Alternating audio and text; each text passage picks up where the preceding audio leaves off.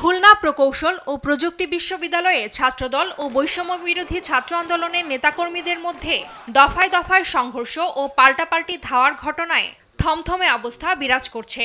বুধবার সকাল থেকে ক্যাম্পাসের প্রধান ফটকের চারপাশে অবস্থান নেয় আইন শৃঙ্খলা রক্ষাকারী বাহিনীর সদস্যরা।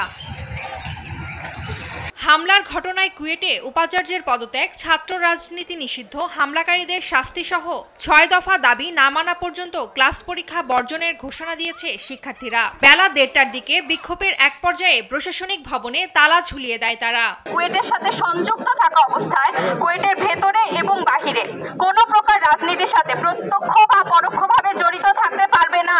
৫ দফা দাবি না মানা পর্যন্ত মানববন্ধন চলবে। যদি তারা মেনে না নেয় তখন আমরা পরবর্তী কর্মসূচি আমরা ঘোষণা করব। এদিকে মঙ্গলবারের সংঘর্ষের সময় রামদাহাতে দাঁড়িয়ে থাকা যুবদল নেতা মাহবুবুর রহমানকে বহিষ্কার করেছে যুবদলের কেন্দ্রীয় নির্বাহী কমিটি। এ ঘটনায় গেল রাতে ৫ জনকে আটকের কথা জানায় পুলিশ। সেই সঙ্গে ক্যাম্পাসের গেটে ও আশেপাশের এলাকায় জোরদার করা হয়েছে নিরাপত্তা।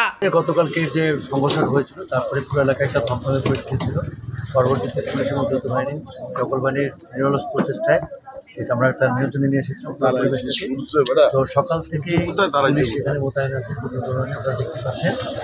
তো এখন পর্যন্ত এলাকায় যেটা স্টুডেন্টদের সাথে কথা হয়েছে, তারাও আশ্বস্ত করেছে যে তারা এমন কিছু করবে না যেটা পরিস্থিতিকে খারাপ দিকে নিয়ে যেতে পারে। মঙ্গলবারের হামলায় আহত হয়েছেন অন্তত ৬০ শিক্ষার্থী। তাদের মধ্যে একজনকে আশঙ্কাজনক অবস্থায় ঢাকার একটি বেসরকারি হাসপাতালে ভর্তি করা হয়েছে।